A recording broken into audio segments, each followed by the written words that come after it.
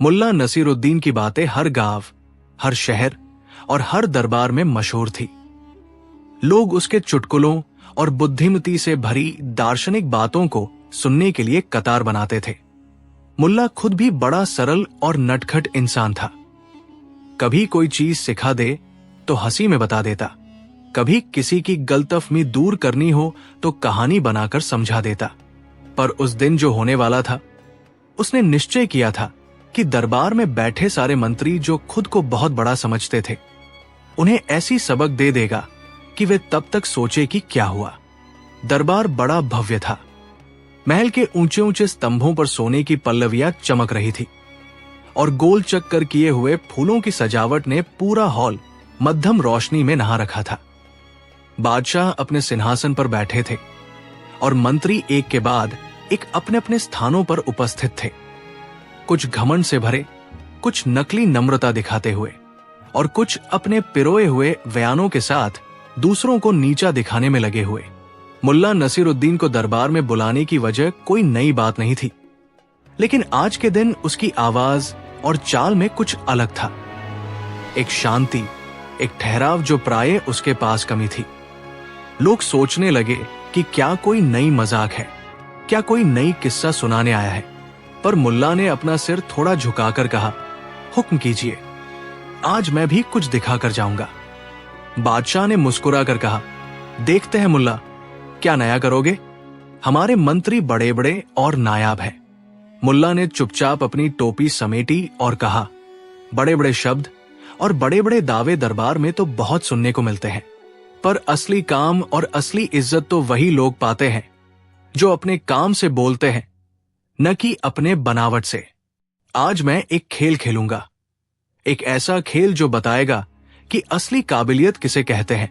मंत्री हंसे और कुछ लोग बैठे बैठे गुनगुनाए, पर बादशाह ने इशारा कर दिया कि मुल्ला बोलने दे।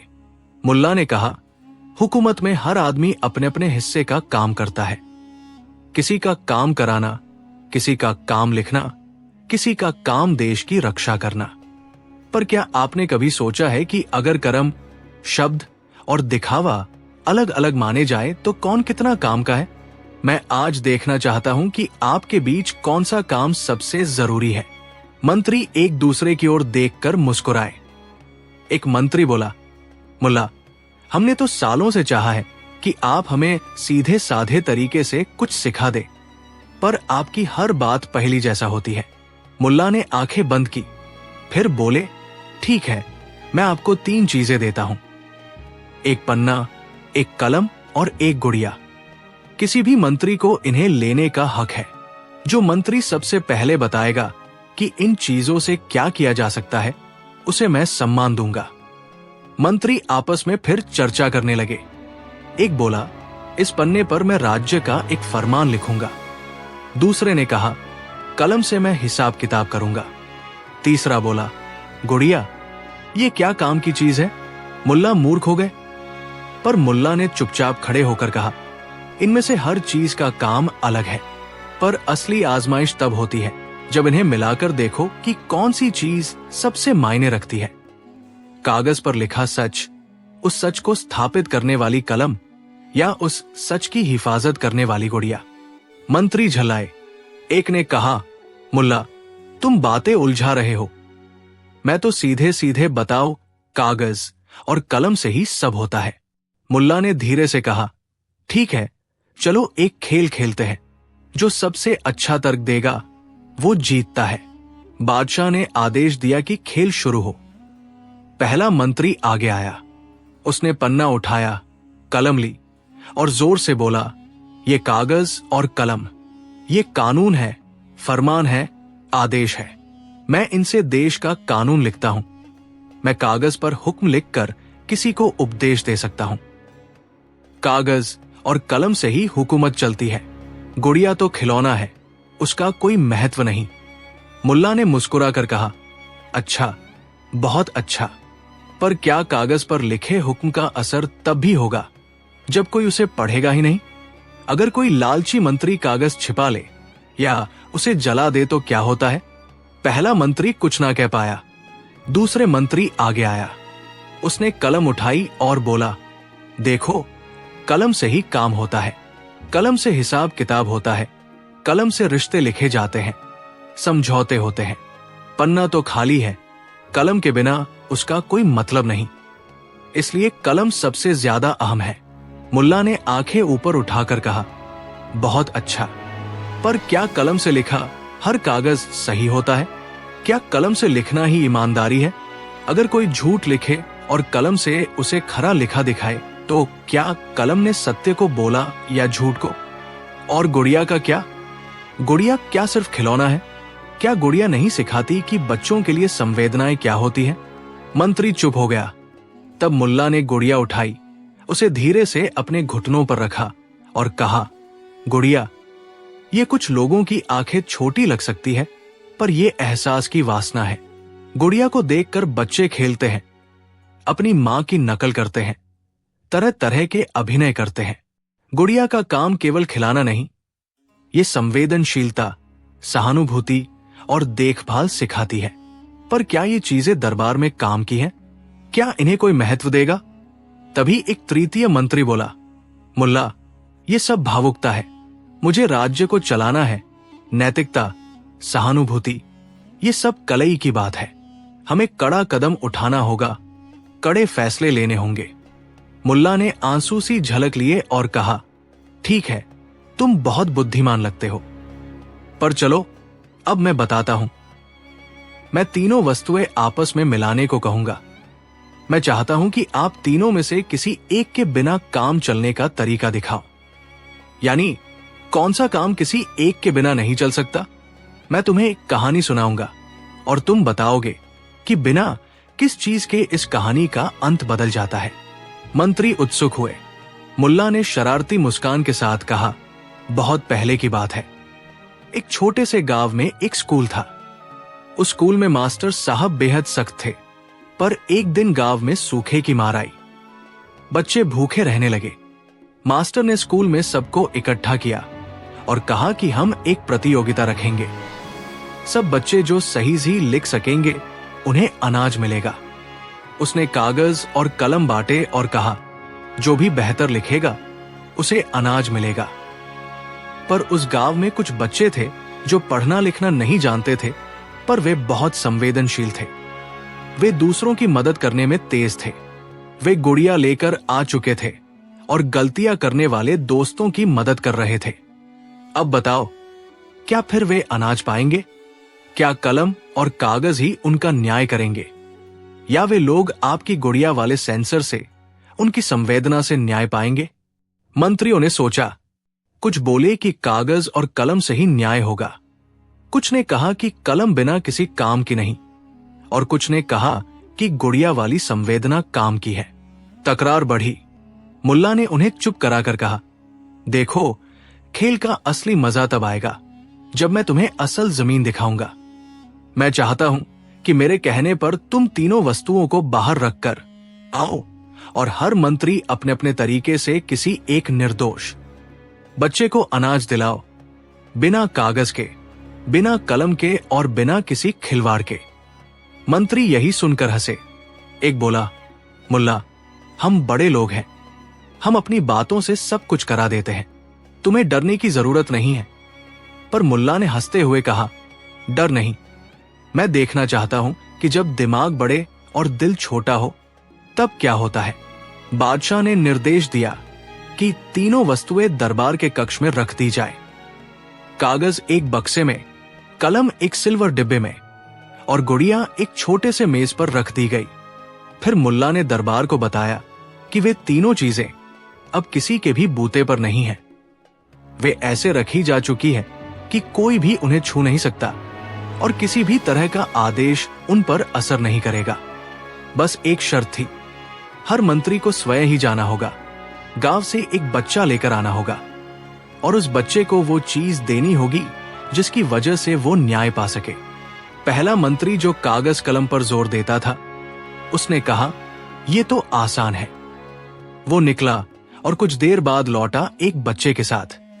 उसने बच्चे को कागज और कलम देकर कहा, लिखो और फिर तुम अनाज पाओगे। बच्चा डर गया, उसके पास पढ़ने की आदत नहीं थी। मंत्री ने उसे डांटा, गुस्से में कहा कि क्यों नहीं लिख पा रहे, और कागज पर उसका नाम लिखकर उस पर मुहर लगा दी। फिर उसने कागज को दरबार में रखा और कहा कि यह दिखा रहा है कि उसने जीत हासिल की। पर मुल्ला ने पूछा, कहिए, क्या बच्चे के चेहरे पर खुशी आई? मंत्री ने कहा, नहीं, पर नियम पूरा हुआ और यही उसकी जीत थी। मुल्ला ने सिर हिलाया और कहा, कानून चलता है पर दिल नहीं।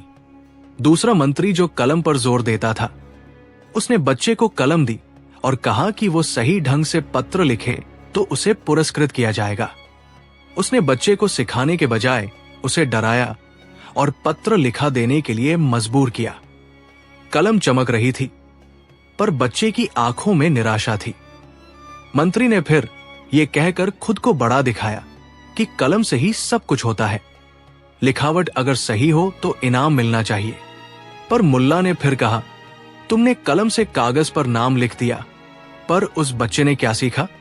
क्या उसे आत्मसम्मान मिला? मंत्री चुप था। तीसरा मंत्री, जो गुड़िया की महत्ता को छोटा समझता था, शर्मा कर गाँव गया।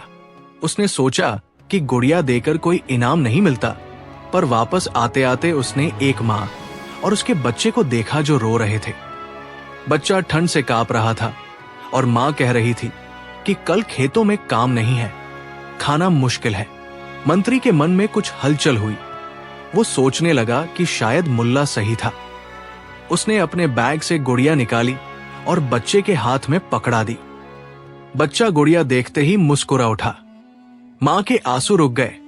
मंत्री ने पास ही बैठे एक बुजुर्ग से कहा कि अभी कागज व कलम तो नहीं है, पर यह देखकर मुझे लगा कि कुछ करना चाहिए। वो बददिल से पलटा और बाजार से अनाज लाकर मां को दे दिया, और गुड़िया के साथ उसका दिल भी गर्म हो गया। जब वो दरबार लौटा तो उसने अनाज और गुड़िया दोनों रख दिए। मुल्ला ने धीरे से कहा, देखा, कभी कभी गुड़िया ही वो चिंगारी देती है जो किसी के दिल में दया जगा दे। बादशाह ने सारे बचे मंत्री को देखा और पूछा, तो मुल्ला, अब तुम बताओ, किसने सबसे अच्छा काम किया? मुल्ला ने नजाकत से कहा, पहले और दूसरे मंत्री ने कानून और आदेश की भाषा बताई। वो जरूरी है, पर अकेले काम नहीं करती। तीसरे मंत्री ने जो किया वो लड़खड़ाते हुए भी सही था। उसने अपने भीतर की इंसानियत जगाकर काम किया। क्या आप जानते हैं कि दरबार में बहुत लोग सिर्फ शब्दों और दिखावे पर जीते हैं, पर जब असल जरूरत आती है तो वे खड़े नहीं होते। आज मैंने आपको केवल ये बताने के लिए बुलाया कि असली ताकत वही है जिसमें दिमाग के साथ दिल भी हो। मंत्रियों के चेहरे भिगो गए। उनके होठों पर शर्म और आंखों में शर्मिंदगी के आंसू थे। पर कुछ लोग थे जो अपनी स्थिति बचाने के लिए बहाने बनाने लगे। एक ने कहा, मुल्ला, हम कर्तव्य निभा रहे हैं, हमारी जिम्मेदारियां बड़ी हैं। मुल्ला ने झट से कहा, हाँ, जिम्मेदारियां बड़ी हैं, पर उनकी परिभाषा सिर्फ आदेश देने से नहीं बढ़ती। अगर तुम्हारा आदेश किसी के जीने में विघ्न डालता है तो क्या वो जिम्मेदारी भरी है? अगर तुम्हारा कानून किसी को बचाने के बजाय तोड़ देता है तो क्या तुम जीतोगे? दरबार में सन्नाटा छा गया। बादशाह ने धीरे से कहा, मुल्ला, तुम्हारी बात कड़ी है पर सोचनी अभी। पर हमें बताओ, तुम क्या चाहते हो कि हम करें? मुल्ला ने एक लंबी सांस ली और कहा, मैं चाहता हूं कि आज से हर मंत्री जो कोई आदेश दे पहले पूछे, क्या ये आदेश लोगों के दिलों को चोट पहुंचाएगा? क्या इससे किसी को भूख से मरना पड़ेगा? क्या इससे किसी का बच्चा अनाथ हो जाएगा? अगर जी हां, तो उस आदेश से पहले एक गुड़िया की तरह सोचो। क्या आप स्वयं उस बच्चे की मां बनकर देखोगे? क्या आप स्वयं उस बच्चे की आंखों से देखकर निर्णय ले पाओगे? बादशाह ने सोचा। उसने कहा, मुल्ला, ये बात सही है, पर क्या हम सब बदल सकते हैं? कुछ तो व्यवस्था है, कानून है, हमारी शक्तियां सीमित है। मुल्ला ने प्यारी सी हंसी में उत्तर दिया, बादशाह शाह, शक्तियां सीमित तो होती है, पर हर ताकतवर के पास एक छोटी सी गुड़िया छुपी होती है, जो तब निकल आती है जब वो खुद को किसी और के जूतों में रखकर चलने का साहस करता है। आज मैंने वो गुड़िया तुम्हारे सामने रख दी और कहा कि उसे भूलो मत। दिन बीतता गया और मुल्ला की बात दरबार में मिसाल बन गई। पर कहानी यहां खत्म नहीं हुई। कुछ महीनों बाद गांव में एक भयंकर महामारी आई। खाने की कमी और बीमारी ने लोगों को संकट में डाल दिया। मंत्री वही पुराने नियमों के अनुसार काम करना चाहते थे। कागज पर आदेश लिखो, कलम से कानून बनाओ। पर उस दिन उस तीसरे मंत्री ने जो गुड़िया देकर बदल गया था, उसने मद में आकर सभी को बुलाया और कहा, हम पहले की तरह निर्णय नहीं ले सकते। हमें अब वही करना होगा जो जरूरी है, लोगों की मदद करना। उसने कागज और कलम को लाकर सीधे खेतों में बांटा, अनाज खरीदा और बांट दिया। उसने अस्पतालों में दवाओं का इंतजाम किया और हर छोटे बच्चे को जो भूखा था एक गुड़िया और थोड़ी सी दया दी। लोगों ने देखा कि जब जिम्मेदारी में दिल झलकता है तो नियमों की कठोरता खुद ब खुद नरम पड़ जाती है। धीरे धीरे अन्य मंत्री भी बदलने लगे। कागज और कलम की जगह वे असल जरूरत समझने लगे। पर सबसे अचंभित बात यह थी कि जो पहले सबसे ज्यादा घमंडी और दुराचारी था, वो भी समय के साथ थोड़ा बदला। किसी की मां की आंखों में आंसू देखकर उसका दिल पिघला। क्या यह सिर्फ एक चमत्कार था? नहीं, ये केवल वही गुड़िया थी, एक छोटा सा संकेत जो लोगों को याद दिलाती थी कि वे इंसान हैं। मुल्ला नसीरुद्दीन वो सब देखकर अपनी प्यारी सी ठहाके में हंसा और कुछ दिनों के बाद गांव लौट गया। पर उसके शब्द और उदाहरण हर दरवाजे पर गूंजने लगे। लोगों ने सीखा कि नियम महत्वपूर्ण होते हैं, पर उनकी भावना और दिल की सहानुभूति से ही व्यवस्था असल में काम करती है। मंत्री अब ज्यादा सोच समझकर निर्णय लेते और जो भी फैसला करते पहले सवाल पूछते, क्या ये इंसानियत के खिलाफ तो नहीं? क्या इससे किसी का भला होगा? समय के साथ मुल्ला की कहानी और भी मशहूर हो गई। लोग दूर दूर से आकर पूछते कि मुल्ला ने आखिर किस तरकीब से बड़े बड़े मंत्री को नीचा दिखाया? क्या उसने उन्हें कोई बड़ा शहसवार कर दिखाया? पर मुल्ला हमेशा मुस्कुराकर कहता, मैंने उन्हें नीचा नहीं दिखाया, मैंने उनको उनका आईना दिखाया और आईने में जो दिखा वही सच था। एक बार किसी बुद्धिमान सज्जन ने मुल्ला से पूछा, मुल्ला, तुम्हारे हिसाब से शक्ति और दया में से कौन सा बड़ा है? मुल्ला थोड़ी देर चुप रहा, फिर बोला, दोनों का अपना महत्व है। शक्ति बिना दया के तो जादू की तरह खतरनाक है और दया बिना समझदारी के अज्ञानता बन जाती है। पर जब ये दोनों साथ हो, जब आपकी कलम दया की बात लिखे और आपका कागज उस दया को साबित करे, तभी समाज चल पाता है। और गुड़िया वो छोटी सी छड़ी है जो आपको याद दिलाती है कि आप भी इंसान हैं। उसकी बातों ने दरबारों के बाहर भी असर डाला। गांवों में, शहरों में, बाजारों में लोगों ने अपनी नजरिए बदले। नेतृत्व सिर्फ आदेश देने से नहीं आता, वो दिल से आता है। मुल्ला की नसीहतें कई सालों तक याद रखी गई और उसके चुटकुले उस उम्र के बच्चों के लिए भी रचनात्मकता का जोश बने रहे। समय के साथ बादशाह बूढ़ा हुआ, मंत्री भी बदलते रहे, पर लोगों के दिलों में मुल्ला की वो गुड़िया का असर बना रहा। एक दिन बादशाह ने मुल्ला को फिर बुलाया और कहा, तुमने हमें कुछ ऐसा दिखाया जो किसी किताब में नहीं लिखा। तुमने हमें असल में हमारेपन का आईना दिखाया। मैं तुम्हारे तहेदिल से शुक्रगुजार हूं। मुल्ला ने सिर झुकाकर कहा, मेरे लिए खुशी की बात है कि जिनको मैंने आईना दिखाया उन्होंने खुद को ठीक करने की कोशिश की। मैं केवल एक मुसाफिर हूं। कभी कभी मुसाफिरों के पास ऐसे अनुभव होते हैं जो राहगीरों को नई दिशा दिखा दे। कई सालों बाद जब मुल्ला इस दुनिया से चला गया, तब भी उसकी कहानियां लोगों के दिलों में जिंदा रही। बच्चे अपनी गुड़िया के साथ खेलते हुए उसे याद करते और बड़े उस शख्सियत की याद में मुस्कुराकर कहते, मुल्ला ने हमें सिखाया कि असली ताकत वही है जिसमें कागज और कलम के साथ दिल भी जुड़ा हो। यह कहानी केवल गुलदस्ते की कहानी नहीं थी, ये एक संदेश थी कि ऊंचा दिखना असल में ऊंचा होना नहीं होता। मुल्ला ने दरबार में मंत्री को नीचा नहीं दिखाया, उसने उन्हें उनकी सच्ची जगह दिखाई और उनसे कहा कि जो ऊपर दिखता है जरूरी नहीं कि असल में ऊपर हो। असल ऊंचाई वह है जो दूसरों के लिए उठती है ना कि वह जो दूसरों को नीचे दिखाती है।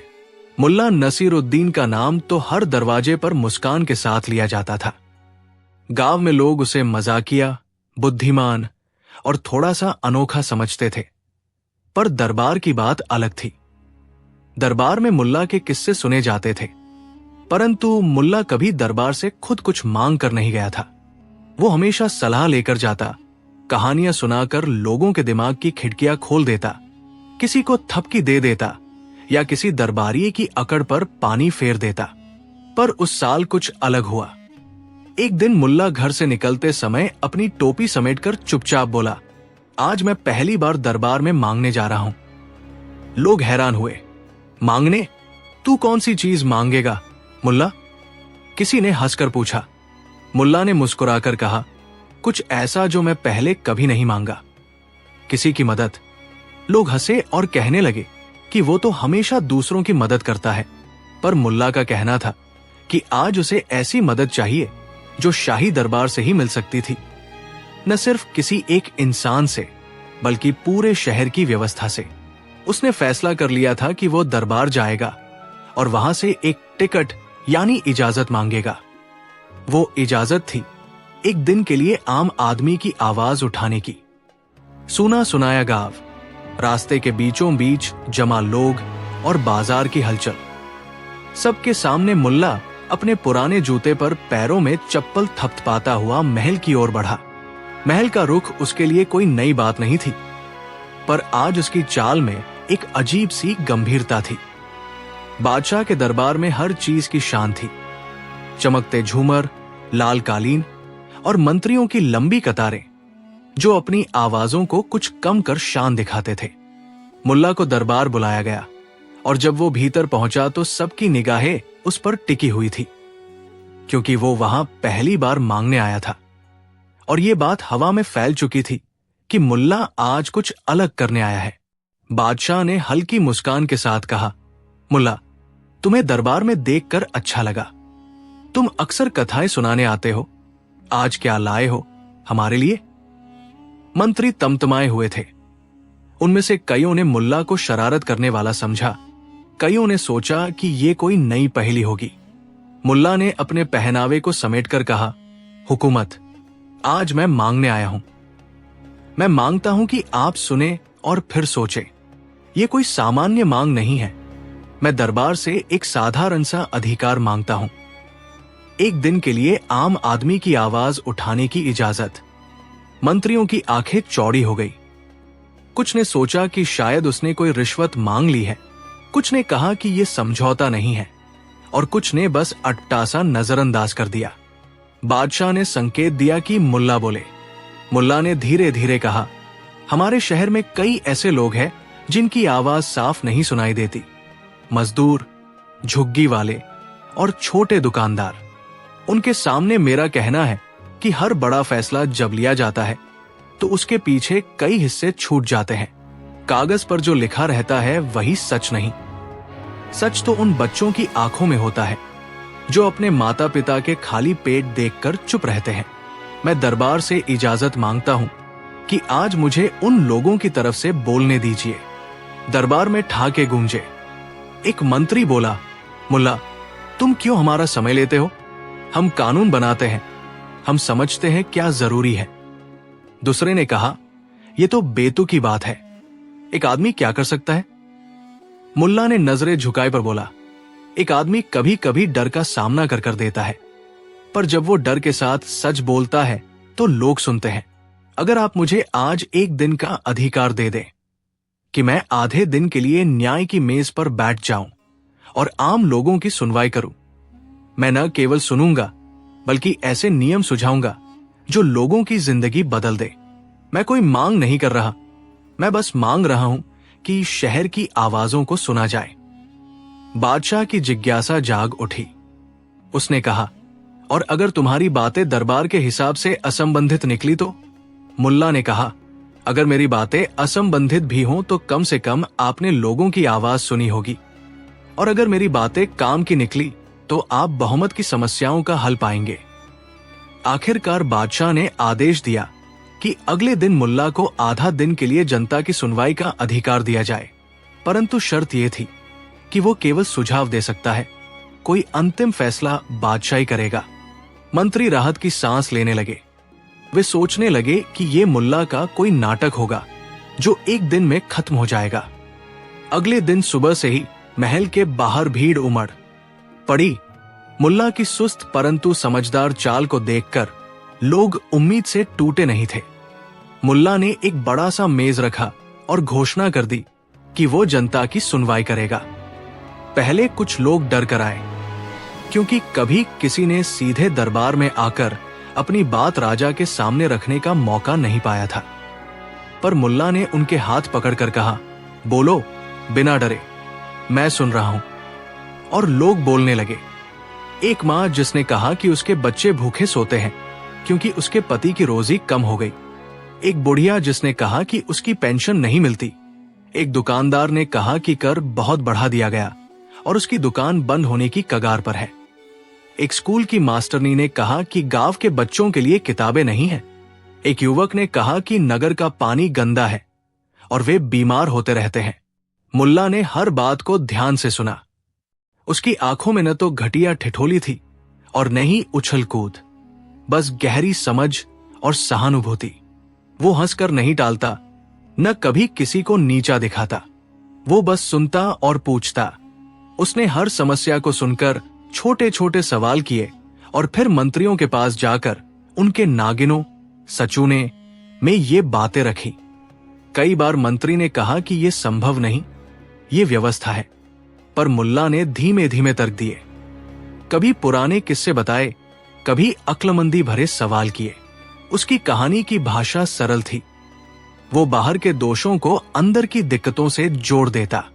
दिन के मध्य में एक नौजवान आया जिसने कहा कि उसका पिता नाई है, पर टैक्स की वजह से दुकान बंद कर रहा है। उसकी मां कह रही है कि अगर दुकान बंद हुई तो घर की रोटी कैसे बनेगी। मुल्ला ने उन बच्चों की आंखों को देखा और तुरंत दरबार के एक ऐसे मंत्री से कहा जो करकचा का अधिकारी था। मुल्ला ने कहा कि कर अगर इतना भारी है तो छोटे व्यवसायी कैसे सामर्थ्य रखें। मंत्री ने बहाने बनाए, कागज और नियम की बात की, पर मुल्ला ने उसे एक कहानी सुनाई जिसमें एक बादशाह ने छोटे व्यापारियों का समर्थन कर राज्य की समृद्धि बढ़ाई थी। मंत्री कुछ बोलकर नहीं सका, पर वो झिझक कर एक प्रस्ताव लाया कि रहनुमाओं के लिए कर की कुछ छूट दी जाए ताकि छोटे कारोबार धड़के। बादशाह ने उसे ध्यान से सुना और कहा कि इस प्रस्ताव पर विचार होगा। छोटे छोटे कदम उठने लगे। मुल्ला की सुनवाई का असर फैलने लगा। दिन बढ़ता गया और मुल्ला की मेज पर हर उम्र के लोग आते रहे। किसी ने जमीन के दावे की बात की, किसी ने कुएं की सफाई की विनती की, किसी ने कहा कि बच्चों की पढ़ाई के लिए रात की बत्ती नहीं है और माओं को डर लगता है कि उनके बच्चे घर नहीं पहुंचेंगे। मुल्ला ने हर समस्या को जैसे खिलौने की तरह नहीं टटोल कर फेंका, बल्कि उसे काटकर जोड़ों से मिलाया। उसने प्रस्ताव रखे। कभी राजा से विनती की कि सप्ताह में एक दिन बाजार मुफ्त रखा जाए ताकि गरीब ही वस्तुएं खरीद सके। कभी ऐसा सुझाव दिया कि गांवों में सामूहिक कुआं बनाए जाएं और उसमें शहर का थोड़ा सहयोग रखा जाए। छोटी छोटी बातों के समूह ने बड़े नतीजे दिखाने लगे। मंत्रियों की आंखों में हल्का सा चौंक था और बादशाह का मन रमता गया कि शायद मुल्ला का ये मांगना व्यर्थ नहीं। दिन के अंत में जब मुल्ला ने अपने मेज को समेटा, तब उसने दरबार में उपस्थित लोगों से कहा, मैंने आज कुछ मांगा, पर मैंने सोचा था कि ये मांग केवल मांग ही नहीं होगी, ये एक परीक्षा भी है। मैं आज ये मांगा कि आप लोगों की सुनी हुई आवाजों को सुने, और आपने सुनना शुरू कर दिया। बादशाह ने पुरानी परंपराओं और दैनिक दफ्तर के कागजों के बीच विचार कर कहा कि कुछ सुझाव तुरंत लागू किए जाएंगे। कुछ राहत के रूप में कर में कमी, कुछ कुओं की सफाई के लिए धन और कुछ स्कूली किताबों की खरीद के लिए सहयोग। मंत्री थोड़े शर्मीले थे, पर उन्होंने स्वीकार किया कि कभी कभी साधारण सच्चाइयां ही सबसे अधिक प्रभाव रखती है।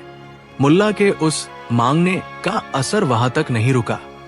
गांव-गांव में ये बात फैल गई कि दरबार में वो आदमी आया जिसने जनता की आवाज उठाई और जिन्होंने कागजों के बीच फंसी जिंदगियों को देखा। मुल्ला घर लौट आया, पर उसकी ये मांग कुछ दिनों बाद असल रूप में निकली। राजा ने छोटे व्यापारियों के लिए सहूलियतें लागू की, सामाजिक कल्याण योजनाओं पर ध्यान बढ़ा और कुछ नियम सरल किए गए ताकि छोटे लोग भी फंस कर न रहें। लोगों ने देखा कि सत्ता कितनी भी ऊंची क्यों न हो, अगर उसे लोग की आवाज सुननी पड़ी तो बड़े बदलाव संभव है। मगर कहानी का असली मजा तब हुआ जब कुछ महीने बाद ही एक भारी सूखा पड़ा। खेत सूखने लगे और मजदूर शहर की ओर भागने लगे। उन दिनों मुल्ला अक्सर बाजार में दिखता। वो लोगों के बीच चलता, उनके साथ बैठता और चुपचाप सुनता। एक दिन उसने देखा कि एक बूढ़ा व्यक्ति सड़क पर बैठा रो रहा है। उसका बेटा खेतों में मर गया था और उसके पास दफ्तरों के कागज नहीं थे ताकि कोई मदद मिल सके। मुल्ला को याद आया कि उसने दौने दफ्तरों में कहा था कि छोटे लोगों की बात सुनी जानी चाहिए। वो तुरंत दरबार गया और बादशाह के सामने अपने उस एक दिन की मांग की याद दिलाई। हुकूमत, क्या आपने उस दिन सुना था? अब वही आवाज वापस आई है। बादशाह ने चिंता की और आज की तारीख में जो छूट दी गई थी उसके दायरे बढ़ाने का आदेश दिया। खान पान की योजनाओं के जरिए और भी लोगों तक मदद पहुंची। लोग बोले कि एक आदमी की आवाज ने अब पुरानी व्यवस्था को झकझोर दिया। कुछ लोग इस परिवर्तन को अस्थायी मानते थे। वे कहते थे कि बादशाह सिर्फ दिखावे के लिए ये कर रहा है, पर मुल्ला की सादगी और जनता की जरूरतों की सच्चाई ने दरबार के ढांचे में दरार डाल दी। लोग अब सीधे अपने प्रतिनिधि से मिलने का साहस करने लगे। मुल्ला ने वहां अपना काम जारी रखा, पर एक दिन उसने महसूस किया कि वो सिर्फ मांगने वाला व्यक्ति नहीं रहना चाहता। उसने बादशाह से कहा, अब मुझे रोज दरबार की जरूरत नहीं, मुझे बस याद रखना है कि जब भी कोई मांगने आए उसे सुना जाए। बादशाह ने समझा और कचेरी में जन सुनवाई दिवस की शुरुआत की। हर महीने एक दिन आम लोगों के लिए खुला रहेगा। ये नया नियम बहुत से छोटे बड़े बदलावों की नींव बन गया। समय बीता और मुल्ला की वो पहली मांग एक किंवदंती बन गई। लोग कहते रहे कि मुल्ला ने पहली बार दरबार में मांगकर ये सिखा दिया कि किसी भी शासन की सबसे बड़ी ताकत उसकी संवेदनशीलता होती है। मुल्ला खुद कभी कुछ बड़ा नहीं चाहा। वो सिर्फ चाहता था कि किसी की जरूरत जिसे साथ बांटा जा सके। उसकी मांग ने सत्ता के पत्थर को पिघलाया और लोगों के दिलों में उम्मीद की किरण जगाई। वो आदमी जिसने पहले कभी दरबार में मांगा, उसने दिखाया कि मांगना कमजोरी नहीं, जिम्मेदारी का हिस्सा भी हो सकता है। क्योंकि मांगने का मतलब है दूसरों के लिए बोलना और अपनी हिम्मत के साथ सच्चाई के सामने जाना। किसी ने पूछा, मुल्ला, तुमने पहली बार दरबार में मांगा और उसे सफल भी बना दिया, क्या अब तुम और कुछ मांगते हो? मुल्ला ने आंखें झपकाई और हंसकर कहा, मैं अब क्या मांगू? मेरे पास ढेर सारी कहानियां हैं, हंसी भी है, और समय समय पर मुझे लगता है कि दुनिया को एकदत कहानी की जरूरत होती है। पर अगर मैं फिर मांग सकता हूं तो मैं केवल इतना मांगूंगा कि जिनके पास कुछ है वे थोड़ा शेयर करें, और जिनके पास कुछ नहीं है वे हिम्मत रखें। दरबार बड़ा है पर दिल बड़ा होना चाहिए। यही उसकी आखिरी मांग थी, और वो मांग हमेशा लोगों के दिलों पर भारी रही, क्योंकि वो मांग सिर्फ खाने पीने की नहीं थी, वो मांग इंसानियत की थी। मुल्ला नसीरुद्दीन का नाम सुनते ही लोगों के चेहरों पर एक हल्की मुस्कान आ जाती थी। वो मुस्कान जिसमें शरारत और समझदारी दोनों का मेल हो। मुल्ला के किस्से हर गली, हर चौपाल और हर दरबार की जुबान पर रहते थे। लोग उसे चुटकुलों का उस्ताद, तर्क का खिलाड़ी और इंसानियत का पक्का प्रशंसक मानते थे। मुल्ला खुद किसी किताब में बंधा हुआ पंडित न था, न किसी मंदिर या मदरसे का कट्टर अनुयायी। वो जीवन को देखने और समझने का अपना तरीका रखता था, कभी हंसी के जरिए, कभी सवाल के जरिए, और कभी अचानक किए गए छोटे छोटे उपहारों से। एक साल बरसात देर से आई थी और फसलों पर सूखा पड़ा था। शहर में लोग परेशान थे। बाजार में चीजों के दाम बढ़ गए और जरूरतमंदों की भीड़ रोज बढ़ती गई। उस समय के बादशाह समझदार और दयालु था। वो जनता की तकलीफें जानता था और कोशिश करता था कि हर किसी के लिए राहत के उपाय निकाले जाएं। पर नीतियां और कागजात कभी कभी दिल की आवाज को भूल जाते थे। मुल्ला को ये सब अच्छा नहीं लगा था। उसने सोचा कि कुछ नए रिश्ते और कुछ पुरानी शिक्षाएं मिलकर लोगों की मदद कर सकती हैं। ऐसी शिक्षाएं जो उसने कभी सुन रखी थी, कभी अपने सफर में देखी थी। एक दिन मुल्ला शहर के बाहर के छोटे से पहाड़ी उपनगरीय गांव में गया।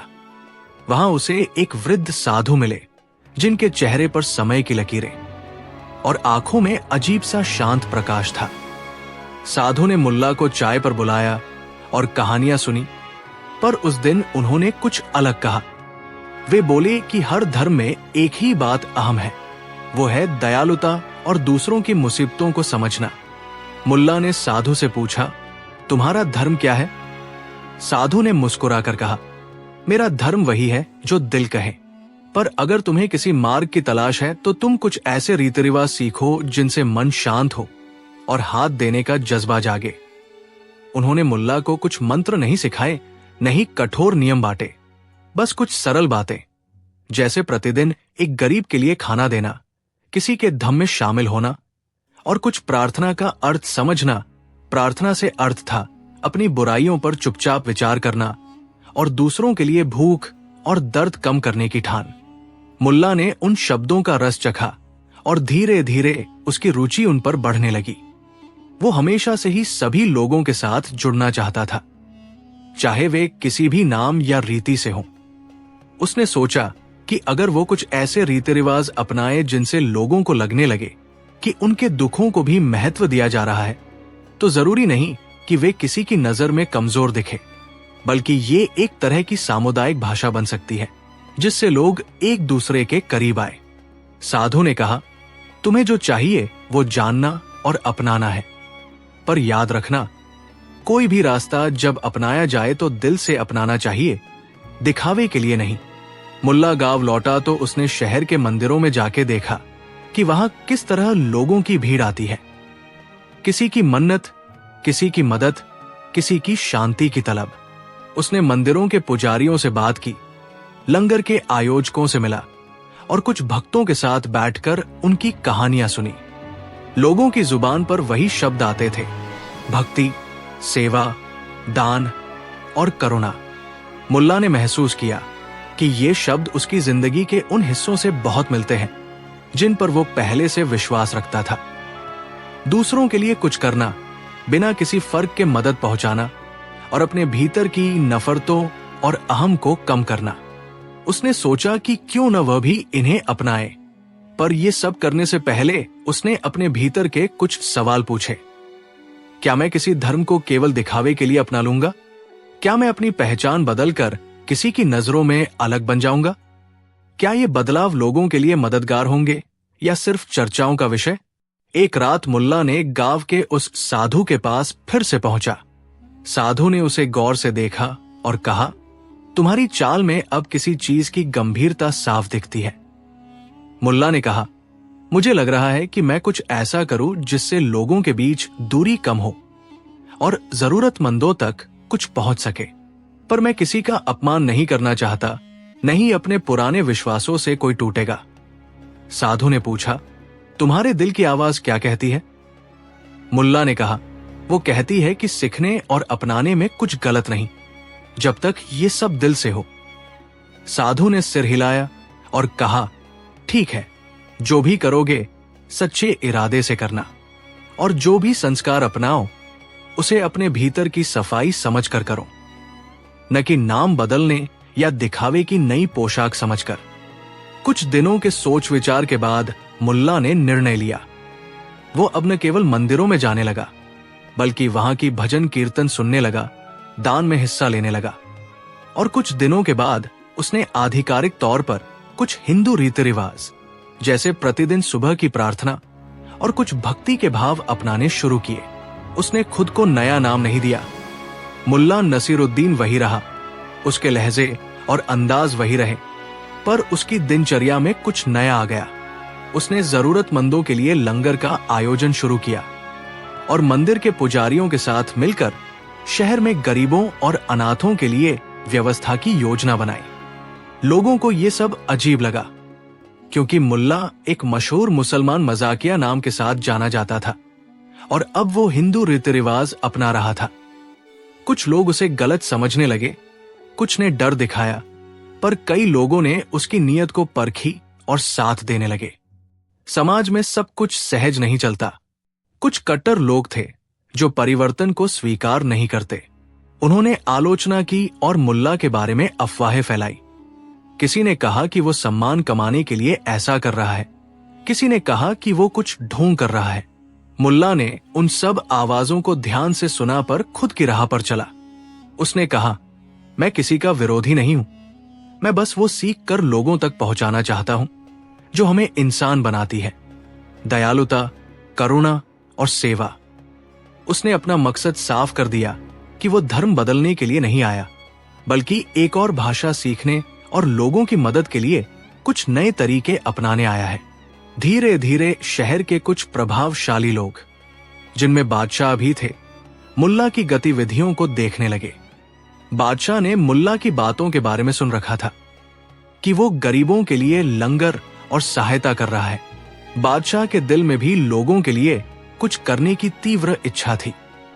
उसने मुल्ला को दरबार में बुलाया और देखा कि मुल्ला अपने चट्टे अंदाज में बैठा है, पर आंखों में गंभीरता है।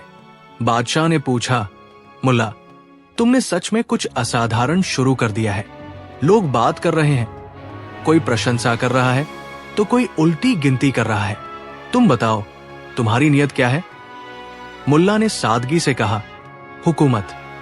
मेरी नीयत वही है जो हमेशा से रही, लोगों की मदद करना। और मैंने देखा है कि जब इंसान किसी एक धर्म की भावना को अपनाता है तो वो दूसरों के लिए भी कुछ कर सकता है। मैंने हिंदू रीति रिवाज और भक्ति के कुछ अंश अपने जीवन में लिए हैं, क्योंकि मुझे लगता है कि ये भाषाएं लोगों के दिलों तक पहुंच बनाती है। बादशाह ने कहा, पर क्या तुम्हें किसी झिझक का सामना नहीं हुआ? क्या तुम्हें नजरिए में बदलाव के बाद कोई टकराव झेलना पड़ा? मुल्ला ने मुस्कुराते हुए कहा, हर रास्ता, हर बदलती वक्त में टकराव होता है, पर अगर तुम इंसानियत को केंद्र में रखो तो भाषा और विधि पीछे छूट जाती है। बादशाह को यह बात भाई। वो ऐसा शासक था जो रस्मों और रीति रिवाज दोनों का सम्मान करता था, पर वो हमेशा चाहता था कि उसके दरबार में रहने वाले लोग ईमानदार और सहानुभूतिपूर्ण हों। मुल्ला की सादगी और काम देखकर बादशाह ने कहा, तुम्हारी नीयत साफ दिखती है और तुम्हारे काम लोगों की भलाई के लिए है। मैं चाहूंगा कि तुम इसका विस्तार करो, हमारे शहर में और अधिक लंगर और सहायता व्यवस्था लगाओ, और अगर तुम्हें किसी भी प्रकार की मदद चाहिए तो तुम मुझसे कह सकते हो। मुल्ला ने सिर झुकाकर कहा, हुकूमत, आपकी सहमति और समर्थन ही हमें सक्षम बनाएगा। बादशाह ने आदेश दिया कि राज्य की कुछ सुविधाएं मुल्ला के काम में लगाई जाए। खाना पकाने के लिए चूल्हे, वितरण के लिए स्थान और कुछ दवाएं जो अस्पतालों तक पहुंचाई जा सके। ये बात आग की तरह फैल गई। कुछ धर्मनिरपेक्ष लोगों ने इसका स्वागत किया, कुछ ने संदेह जताया, पर जरूरतमंदों की सहायता होती देख बहुत से लोग चुप रहे। समय के साथ मुल्ला का प्रभाव बढ़ा। उसने मंदिरों के पुजारियों के साथ मिलकर साझा कार्यक्रम आयोजित किए। उपवास त्योहार की जगह साझा भोज, भजन और कथा का आयोजन तथा जरूरतमंदों के लिए शिक्षा और स्वास्थ्य शिविर लगाया गया। मुल्ला ने स्वयं भी भजन सीखे और गरबा में साथ भाग लिया, पर इन सब में उसका मुख्य ध्यान हमेशा से वही रहा, लोगों की मदद। जो भी रीति रिवाज वो ग्रहण करता, वो उनके मूल भाव को समझकर करती, क्योंकि उसके लिए धर्म एक बाहरी चादर नहीं था, बल्कि एक आंतरिक ताजगी और दूसरों के प्रति प्यार का तरीका था। जैसा कि हर गांव और शहर में होता है, परिवर्तन का असर धीरे धीरे बढ़कर एक बड़ी लहर बन जाता है।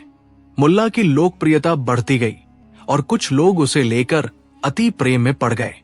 लोगों ने उसे केवल एक मजाकिया किस्से वाला इंसान नहीं माना, बल्कि एक आध्यात्मिक मार्गदर्शक भी मानने लगे।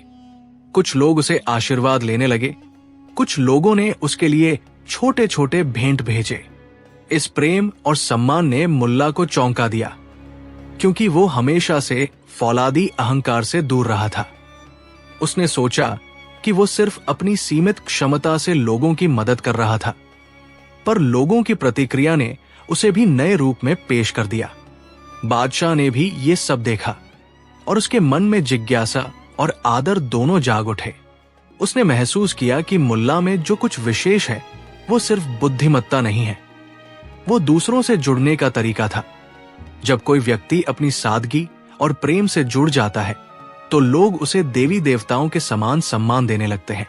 कुछ बार बादशाह ने थानेदारों और मंत्रियों से कहा कि वे मुल्ला की बातों को हल्के में न लें, क्योंकि वो जनता का दिल जीत रहा है। मंत्रियों में से कुछ को ये बात नागवार गुजरी। वे सोचते थे कि लोगों को किसी एक पंथ में टिकाना बेहतर है ताकि शासन की व्यवस्था आसान रहे। पर बादशाह ने कहा कि शासन का काम जनता की भलाई है और जहां जनता की भलाई के उपाय मिलते हो उन्हें अपनाना चाहिए। एक उत्सव के दिन बादशाह ने सोचा कि क्यों न मुल्ला की उस भक्ति और सेवा के लिए सार्वजनिक रूप से प्रशंसा की जाए। उसने फैसला किया कि उस दिन दरबार में मुल्ला के लिए एक सम्मान समारोह रखा जाएगा। यह सम्मान किसी औपचारिक पुरस्कार जैसा नहीं था। बादशाह चाहता था कि शहर के समक्ष वो उदाहरण पेश हो जिससे लोग ये देख सके कि सच्ची भक्ति और सेवा भाव किसी नाम या उपाधि से जुड़ी नहीं होती।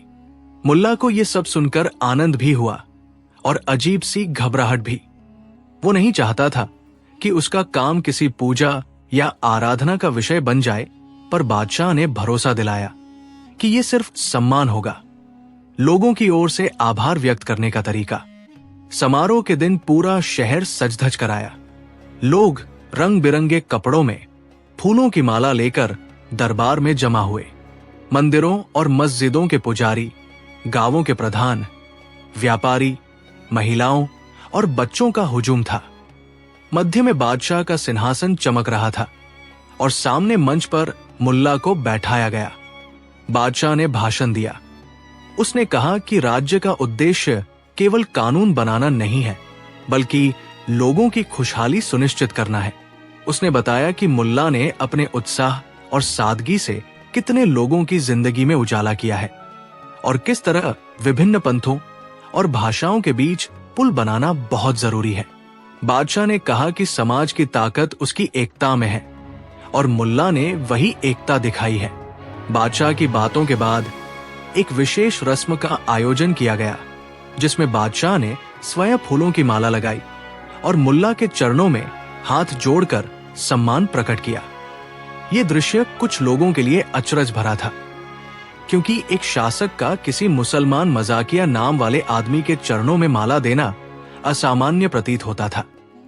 पर बादशाह का इरादा किसी धार्मिक श्रेष्ठता को दिखाना नहीं था। वो केवल जनता के सामने ये संदेश देना चाहता था कि जो किसी के लाभ के लिए काम करे उसे सम्मान मिलना चाहिए, चाहे वो किसी भी धर्म या जाति से संबंधित हो। शोर शराबे के बीच बादशाह ने उत्सव की परंपरा के अनुसार कुछ आशीर्वाद भी दिए और कुछ पुरालेख पढ़कर कहा कि मुल्ला को सार्वजनिक सम्मान से नवाजा जाता है।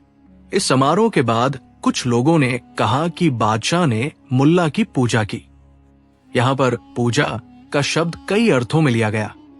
कुछ लोग इसे शाब्दिक पूजा समझने लगे, तो कुछ ने इसे एक आधिकारिक सम्मान की तरह देखा। मुल्ला ने स्वयं इस बात पर शांतिपूर्वक प्रतिक्रिया दी। उसने कहा कि वो किसी का भगवान नहीं है और न ही उसने कभी चाहा कि लोग उसे देवी देवता समझें, पर उसने विनम्रता से कहा कि अगर उसके काम से किसी को प्रेरणा मिली है तो वो भी आनंदित है। बादशाह ने भी सार्वजनिक रूप से कहा कि ये पूजा नहीं बल्कि सम्मान है, एक संकेत कि समाज में जो कुछ भी अच्छा होता है उसे सराहा जाना चाहिए और जो लोग अलग अलग रीति रिवाजों को मिलाकर सेवा का काम करते हैं उन्हें अलग थलग नहीं होने देना चाहिए। समाज में विभिन्न प्रतिक्रियाएं आई। कुछ लोगों ने इसे असामान्य और घोर विरोध का विषय बनाना चाहा। उन्होंने कहा कि क्या कोई शासक ऐसी रस्म कर सकता है कि आम आदमी की छवि देविस्मता की तरह बने?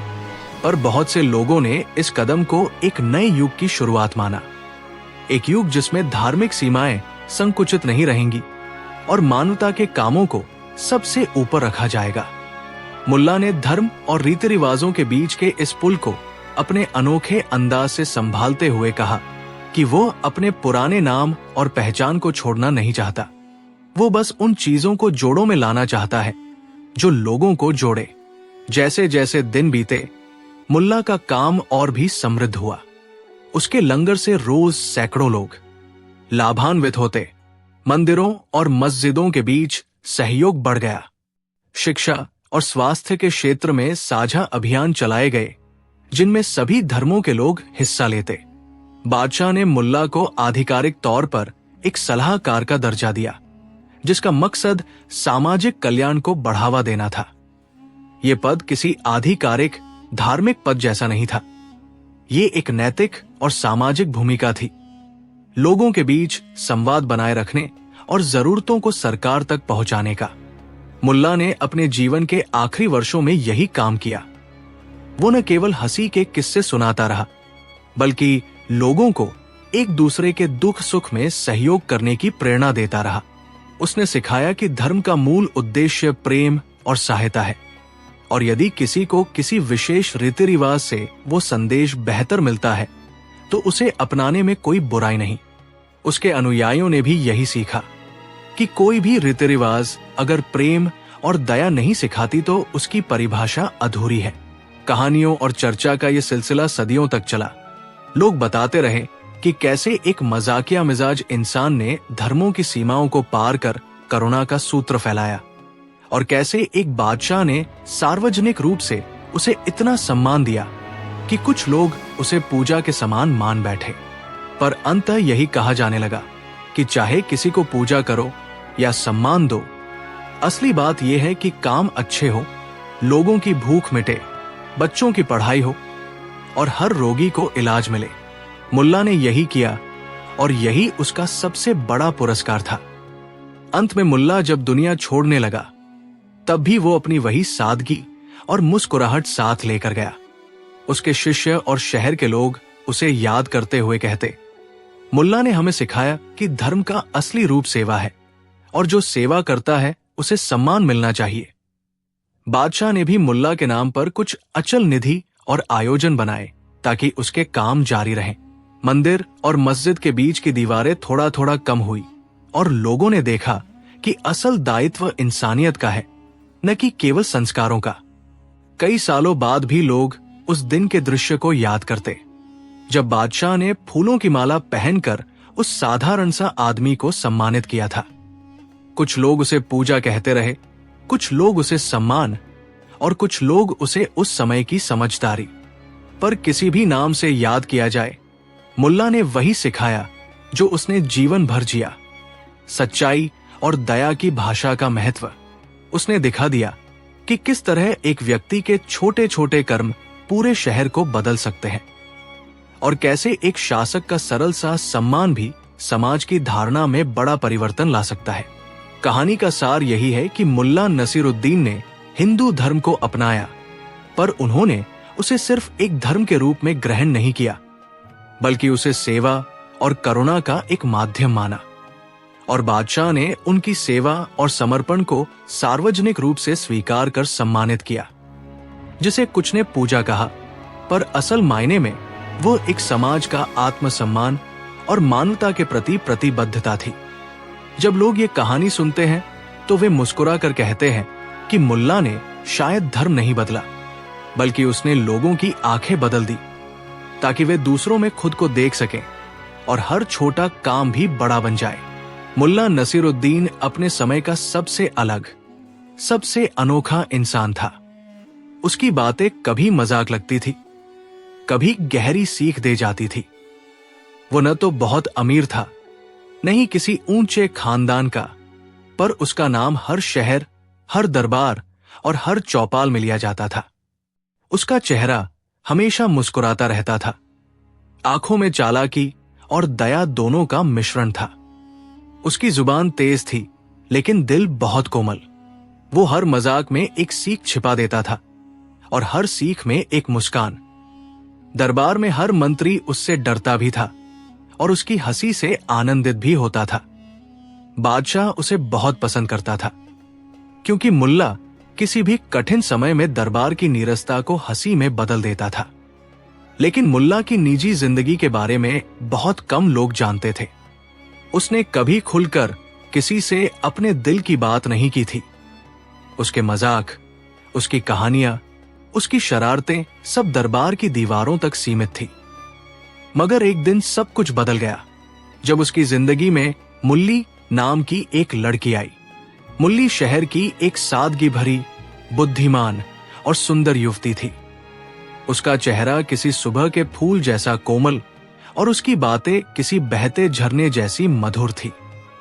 वो गरीब परिवार से थी, लेकिन उसकी समझदारी और शालीनता ने कई लोगों का ध्यान खींचा था।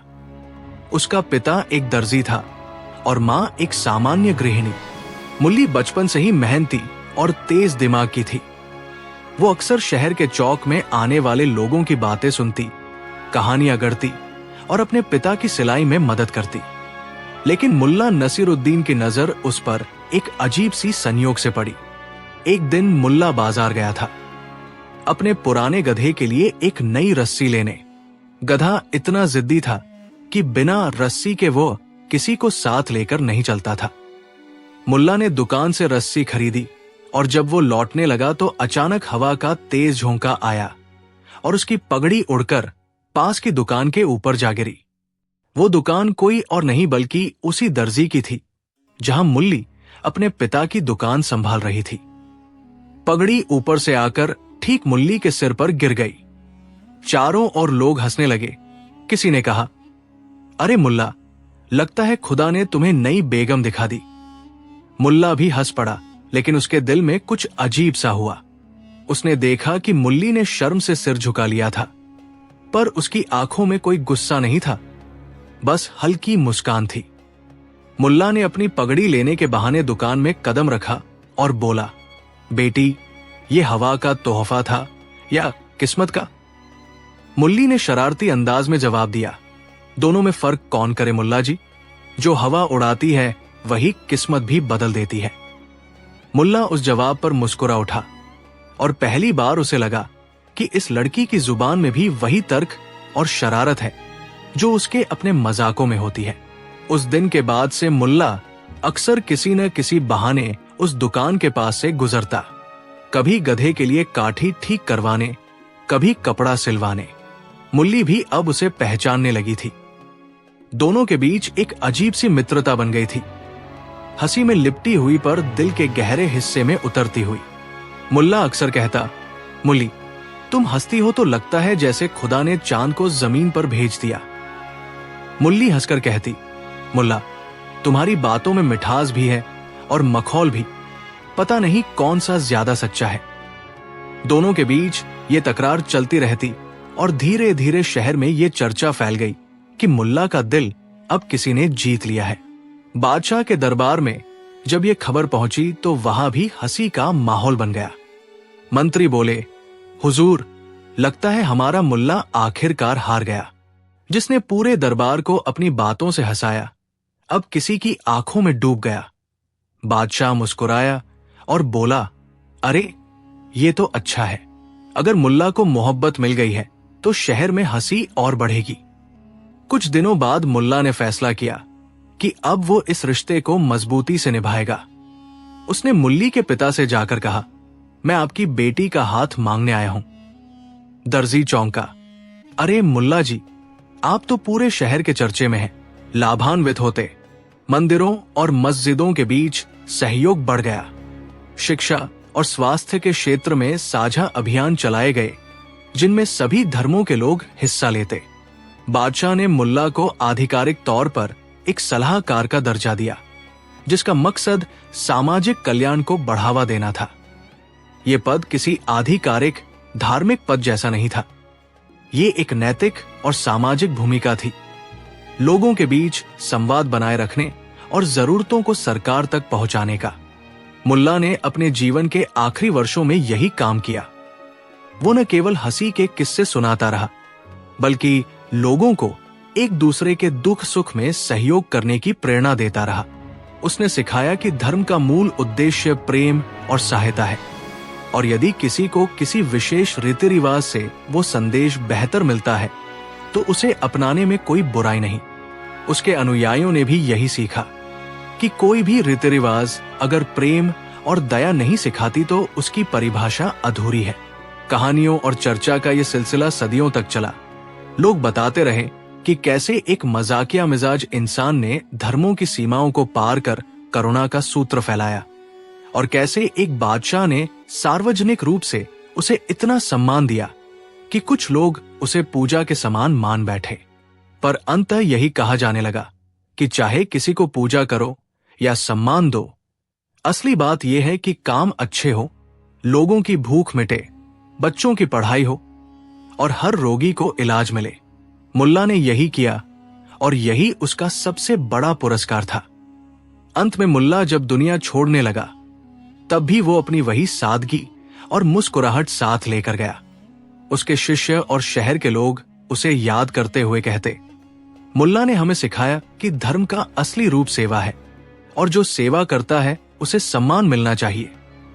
बादशाह ने भी मुल्ला के नाम पर कुछ अचल निधि और आयोजन बनाए ताकि उसके काम जारी रहें। मंदिर और मस्जिद के बीच की दीवारें थोड़ा थोड़ा कम हुई और लोगों ने देखा कि असल दायित्व इंसानियत का है, न कि केवल संस्कारों का। कई सालों बाद भी लोग उस दिन के दृश्य को याद करते जब बादशाह ने फूलों की माला पहनकर उस साधारण सा आदमी को सम्मानित किया था। कुछ लोग उसे पूजा कहते रहे, कुछ लोग उसे सम्मान और कुछ लोग उसे उस समय की समझदारी। पर किसी भी नाम से याद किया जाए, मुल्ला ने वही सिखाया जो उसने जीवन भर जिया, सच्चाई और दया की भाषा का महत्व। उसने दिखा दिया कि किस तरह एक व्यक्ति के छोटे छोटे कर्म पूरे शहर को बदल सकते हैं और कैसे एक शासक का सरल सा सम्मान भी समाज की धारणा में बड़ा परिवर्तन ला सकता है। कहानी का सार यही है कि मुल्ला नसीरुद्दीन ने हिंदू धर्म को अपनाया, पर उन्होंने उसे सिर्फ एक धर्म के रूप में ग्रहण नहीं किया, बल्कि उसे सेवा और करुणा का एक माध्यम माना। और बादशाह ने उनकी सेवा और समर्पण को सार्वजनिक रूप से स्वीकार कर सम्मानित किया, जिसे कुछ ने पूजा कहा, पर असल मायने में वो एक समाज का आत्मसम्मान और मानवता के प्रति प्रतिबद्धता थी। जब लोग ये कहानी सुनते हैं तो वे मुस्कुरा कर कहते हैं कि मुल्ला ने शायद धर्म नहीं बदला, बल्कि उसने लोगों की आंखें बदल दी ताकि वे दूसरों में खुद को देख सकें और हर छोटा काम भी बड़ा बन जाए। मुल्ला नसीरुद्दीन अपने समय का सबसे अलग, सबसे अनोखा इंसान था। उसकी बातें कभी मजाक लगती थी, कभी गहरी सीख दे जाती थी। वो न तो बहुत अमीर था, न ही किसी ऊंचे खानदान का, पर उसका नाम हर शहर, हर दरबार और हर चौपाल में लिया जाता था। उसका चेहरा हमेशा मुस्कुराता रहता था। आंखों में चालाकी और दया दोनों का मिश्रण था। उसकी जुबान तेज थी, लेकिन दिल बहुत कोमल। वो हर मजाक में एक सीख छिपा देता था और हर सीख में एक मुस्कान। दरबार में हर मंत्री उससे डरता भी था और उसकी हंसी से आनंदित भी होता था। बादशाह उसे बहुत पसंद करता था, क्योंकि मुल्ला किसी भी कठिन समय में दरबार की नीरसता को हंसी में बदल देता था। लेकिन मुल्ला की निजी जिंदगी के बारे में बहुत कम लोग जानते थे। उसने कभी खुलकर किसी से अपने दिल की बात नहीं की थी। उसके मजाक, उसकी कहानियां, उसकी शरारतें सब दरबार की दीवारों तक सीमित थी। मगर एक दिन सब कुछ बदल गया जब उसकी जिंदगी में मुल्ली नाम की एक लड़की आई। मुल्ली शहर की एक सादगी भरी, बुद्धिमान और सुंदर युवती थी। उसका चेहरा किसी सुबह के फूल जैसा कोमल और उसकी बातें किसी बहते झरने जैसी मधुर थी।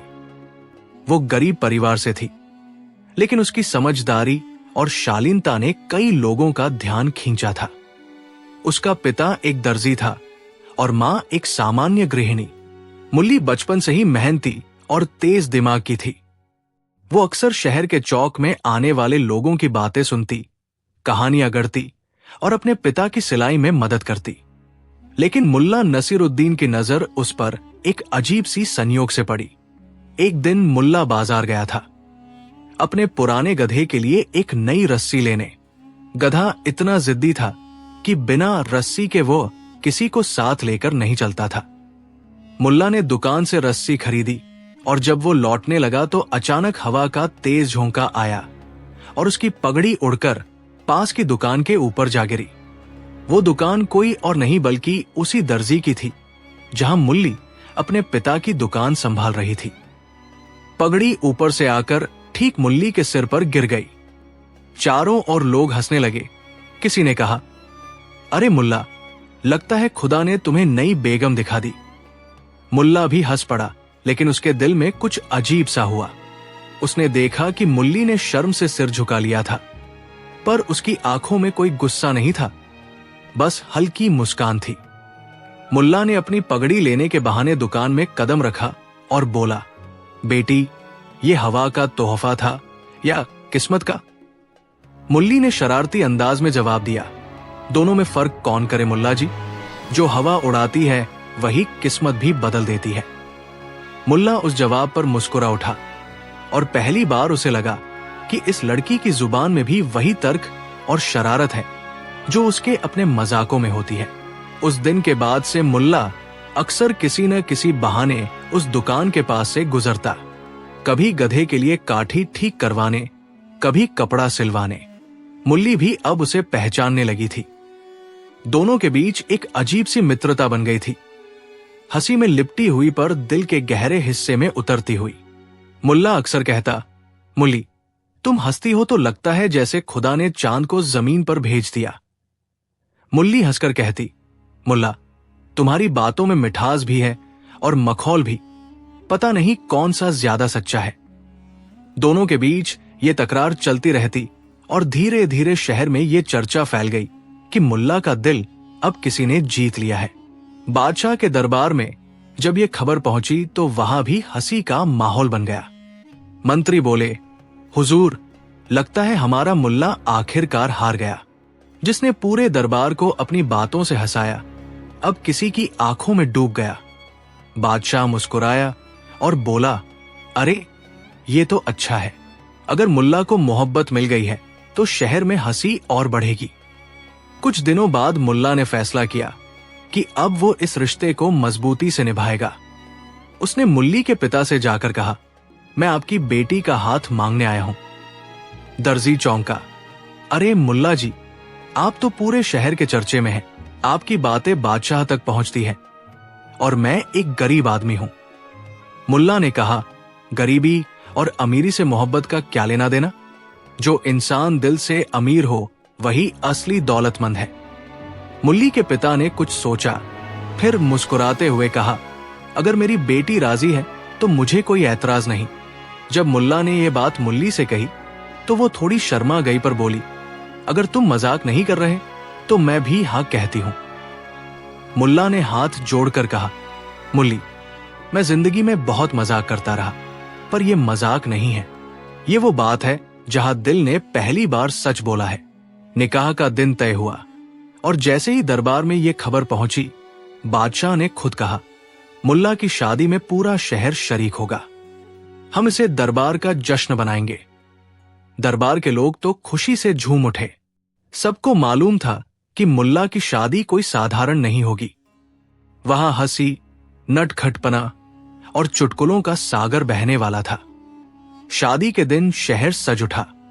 गलियां फूलों से भरी थी, बाजार में मिठाइयों की खुशबू फैली हुई थी और हर घर में रोशनी की कतारें। मुल्ला ने पहन रखा था सुनहरी किनारों वाला सफेद शेरवानी, सिर पर नई पगड़ी, हाथ में गुलाब की माला। उसका गधा भी सजाया गया था, सिर पर रंगीन पट्टी, गले में घंटिया। मुल्ला उसी गधे पर सवार होकर बारात लेकर निकला। बच्चे हंस रहे थे, औरतें छतों से फूल बरसा रही थी और कोई कह रहा था, देखो, मुल्ला अपने गधे को भी बाराती बना लाया। दरबार से कई मंत्री, सिपाही और खुद बादशाह भी उस जुलूस में शामिल थे। बादशाह ने मजाक में कहा, मुल्ला, तेरी बारात में तो बादशाह भी शरीक है, अब बाकी लोगों को तो झुकना ही पड़ेगा। मुल्ला ने मुस्कुराकर कहा, हुजूर, आज तो अमीर गरीब सब बराबर है, क्योंकि आज मैं भी अपने दिल का राजा बन गया हूं। निकाह बड़े सादे और हंसमुख माहौल में हुआ। मुल्ली ने लाल जोड़ा पहना था, चेहरे पर हल्की सी झिझक और आंखों में चमक। जब मुल्ला ने कबूल है कहा तो पूरा शहर तालियों और हंसी से गूंज उठा। दरबार के कवि ने वही तत्काल शेर पढ़ा। मुल्ला के दिल की किताब खुली। मुल्ली के नाम से मोहब्बत जुड़ी। जहां हंसी और इश्क मिले वही खुदा की रहमत गिरी। निकाह के बाद दरबार में भव्य जश्न का आयोजन हुआ। बादशाह ने खुद आदेश दिया कि महल के बागों में रोशनी की कतारें लगाई जाए, नाच गाने की महफिल सजाई जाए और हर मेहमान को खाना और मिठाई दी जाए। दरबार में हर तरफ रंग बिरंगे कपड़े, संगीत और खुशबू का संसार था। मुल्ला और मुल्ली को सिंहासन जैसी कुर्सी पर बैठाया गया। बादशाह ने दोनों को आशीर्वाद दिया और कहा, मुल्ला, तुमने हमेशा इस दरबार को हंसी दी है, आज खुदा ने तुम्हें खुशी दी है। मुल्ला ने विनम्रता से कहा, हुजूर, मैंने हमेशा सोचा था कि दुनिया को हंसाना मेरा फर्ज है, लेकिन अब समझा कि किसी एक को मुस्कुराना सिखाना सबसे बड़ा इनाम है। बादशाह मुस्कुराए और बोले, तुम्हारी बातें अब पहले से भी गहरी हो गई है। मुल्ला, जश्न पूरी रात चला। नर्तकियां आई, कवि आए, बाजीगरों ने खेल दिखाए। मुल्ला खुद भी मंच पर चढ़ गया और बोला, दोस्तों, मैं तुम्हें एक राज बताता हूं। शादी कोई हंसी मजाक नहीं होती, पर अगर उसमें हंसी न हो तो जिंदगी बहुत लंबी लगती है। सब ठहाकों से हंस पड़े। मुल्ली भी मुस्कुराई और बोली, अगर हंसी तुम्हारा हुनर है तो मोहब्बत तुम्हारी मंजिल। धीरे धीरे रात गहराई, सितारे आसमान में टिमटिमाने लगे और दरबार की रोशनी उनके बराबर झिलमिलाने लगी। मुल्ला और मुल्ली की जोड़ी अब शहर की मिसाल बन चुकी थी। लोग कहते थे कि ये निकाह नहीं, दो दिलों की हंसी का संगम था। बादशाह ने अगले दिन ऐलान किया कि हर साल मुल्ला के निकाह की सालगिरह पर दरबार में उत्सव मनाया जाएगा, ताकि लोग याद रखें कि हंसी, प्यार और समानता ही इंसानियत की असली पहचान है। मुल्ला ने झुककर सलाम किया और बोला, हुजूर, अगर हर शादी में ऐसा दरबार हो तो दुनिया में कोई उदासी न रहे। इस तरह मुल्ला नसीरुद्दीन और मुल्ली की कहानी दरबार की सबसे प्यारी याद बन गई। एक कहानी जिसमें हंसी थी, मोहब्बत थी और वो सच्चाई की इंसान की खुशी किसी जात या दर्जे की नहीं होती, बस दिल की होती है। लोग आज भी कहते हैं, जहां मुल्ला ने निकाह किया वहां किस्मत ने जश्न मनाया।